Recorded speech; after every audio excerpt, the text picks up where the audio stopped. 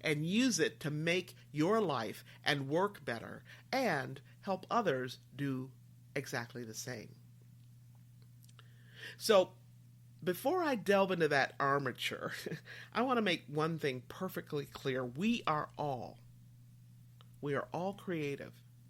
If you have breath in your body, if you still have a pulse, right? If you're participating in life, you're a leader and you're also creative. Now let's talk about making that invisible framework, that invisible armature, visible. That's what I want to focus on with you today. I want to shine the light right there so you can easily recognize and more readily amplify the power of this incredible framework in your own life and in your own leadership. Now there are 7 pieces, there are 7 dimensions, 7 aspects to this armature. I'm going to have time to really talk with you about one of them today, but I'm going to name them all. So this would be a good time, if you want to take notes, to grab a piece of paper, grab your iPad, grab your phone, okay, and take some notes. So some of these dimensions will sound familiar to you, especially if you're a writer, a painter, a professor, a doctor, a gardener, a dancer, a student, a college administrator, a plumber, a firefighter, police officer, a community servant. Now that covers a lot of ground, doesn't it? Right?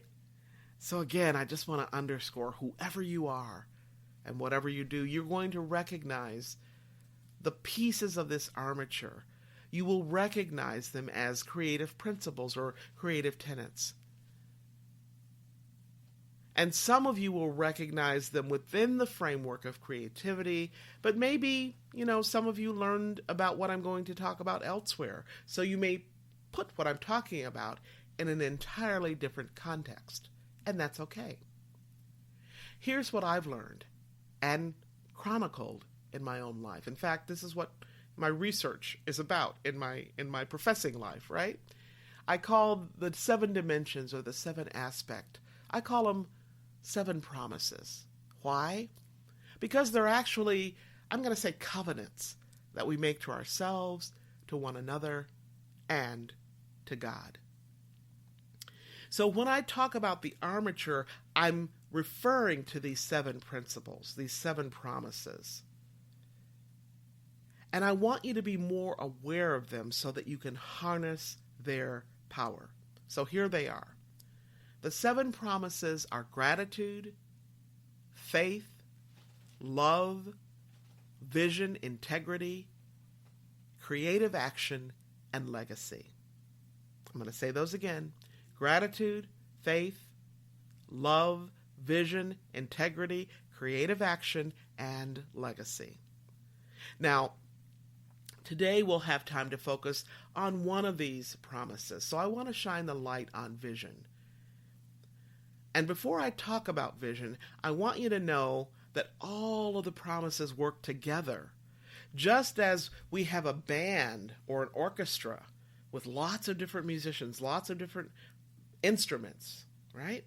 They all work together to form an ensemble. They all work together, and the promises are exactly the same way. They are resources that work together to support us in our leadership, to support our creativity, and to support us as we keep on keeping on, as we persevere, right? They are ever-present resources we can tap into, we can draw on them in our day-to-day living and in our day-to-day, moment-to-moment lives as leaders. This is the invisible matrix, okay, that I talked about earlier. So how do we make them visible? Let's make vision visible. So what do we mean by vision? Well, vision is the big idea of what you want to do with your team, your organization, your community, or maybe even yourself, right? So it's the big idea, not the little baby ideas, but the grand idea. And vision is not only about what you want to accomplish, it's also about how do you want to go about it. So it's a process as well. All right? So we talk about vision as what and how, but it's more than that as well. Okay? Vision also includes who. So when you're casting or sharing a vision, good questions to ask are, who will go with me? Who will go with me on this journey, right? And who will I encounter along the way? Who will I partner with? Who will I collaborate with out there? There's a lovely African wisdom saying that goes, if you want to go fast, go alone. If you want to go far, go together. I love that, right? If you want to go fast, go all by yourself, go alone. But if you want to go far, go together. And I'm saying that anything worth doing is worth doing together. Now, here's the really cool thing about vision. You don't have to see the whole shebang. You don't have to see the whole vision all at once, right? Here's what I know. Your vision will evolve as you move into it, as you move towards it. So naturally, it will morph and shapeshift along the way. So be open to what is revealed to you along that journey. Don't get stuck on the vision that you happen to begin with, right? Why? Because that vision, the one you begin with, the one you start with, may no longer be relevant tomorrow or next week or next month or next year. And this is true whether we're leading in a time of difficulty or not. So remember, you can have your vision, but always keep your knees bent as you breathe and live into it. And another thing to remember is this. Don't get attached to the particular way your vision will manifest, okay? Be open to outcome. In other words, keep your knees bent. Now, one of the many lessons I've learned from being an educator is that you have to be a guide on the side, not a sage on the stage, right? A guide on the side, not a sage on the stage.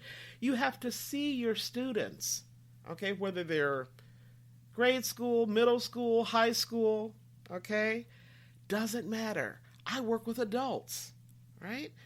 And you have to see these students as highly capable human beings, highly capable learners, capable individuals who can share their knowledge and experience and other resources with you and others. You also have to see your students as highly capable ambassadors who can take their learning and take their expertise and apply it in the real world, in real time, in their teams, in their organizations, and in their communities. I often apply these lessons when I work with my clients as well, right? So even though many of them say they want me to work with them because I'm an expert in this or that, what they really want and what they really value is when I help them discover their own solutions, when I help them unpack their own knowledge, and when I help them tap into their own resourcefulness. It all boils down to helping them find their own path to their own vision of what's possible. So let's talk a little bit more about vision. Vision has all kinds of dimensions to it that we need to pay attention to. Now, from a cultural perspective, we tend to talk about vision as if we can literally see something, right? See something with our anatomical eyes. But in reality, what you usually see is a fog, right? And if you don't, you should be seeing fog. Because if what you see is really clear to you, it's not a vision. It's not a dream. Hey, it's a goal, right? Vision has many different aspects, many dimensions, and some of the aspects I just want to say a little bit about right now. So vision consists of perception, okay, how we take things in. Vision consists of insight and foresight and hindsight and reflection and revelation and so much more, including, now listen to this, respect. Respect. Respect, that means actually to look again, to re-see, right? To see with new eyes and to see with a fresh perspective. So I invite you to think about the various aspects of vision and to think about not only what's working you with regard to vision, but also pay attention to what's working the people around you, nearby or far away. Because the world really is at our fingertips these days, right? The world is just a click away. So pay attention to what's showing up for other people. Because those people are your potential collaborators. They're your potential amplifiers. They're people who potentially can be of service to you. Or maybe, just maybe, these are the people you can be of service to as well, right? Who knows? But pay attention. And know that if you have this creative fire that's working you, know that when we are made, okay, we're made not to walk alone, but we're made to walk together. We're social beings. We're made to be in relationships. So pay attention to people who you can just link elbows with and maybe even partner with along the way. In other words, don't try to take a vision and do it all by yourself, right? I mean, that's a recipe for failure, a recipe for disaster. Been there, done that, got the hood. And so you need to ask yourself, if that's you, you want to go it by yourself, you need to ask yourself, how's that working for me, right? You know what? Vision also includes night dreams. In the workplace, we don't often talk about that, but this is really huge. So listen up. It's very important because in visioning, there's a big element of receptivity. That's right.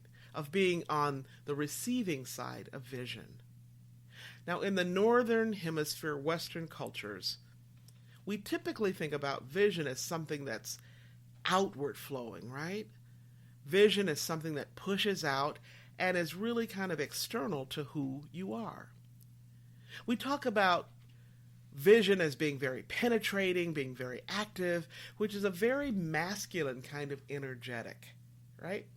But another core quality that we sometimes miss is that vision can also flow towards us. It can flow inwardly. So vision is also about receiving. And if you're receiving, you are a receptor, a gatherer, a collector, right? Okay, so this is not about outputting the vision, but about being still and being that receptor, okay, which is a more feminine energetic.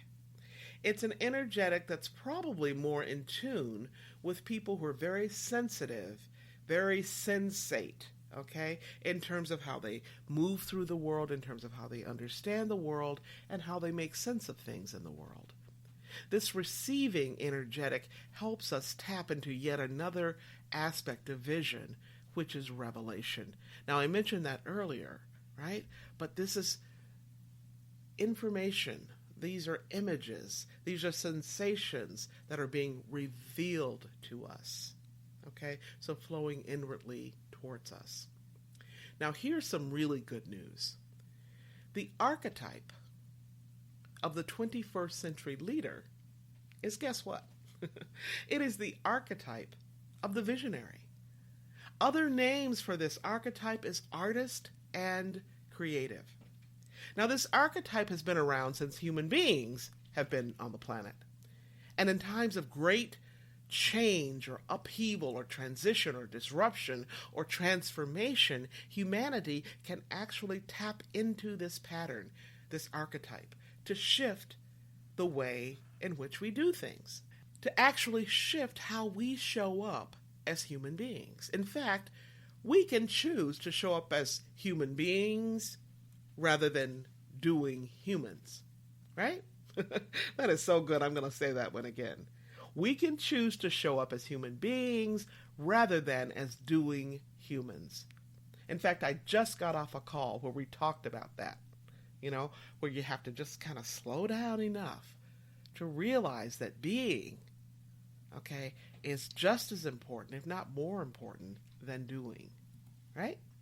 So during times of great change, great transition, we have this pattern in human behavior that we can tap into. And that pattern is the pattern or the archetype of the visionary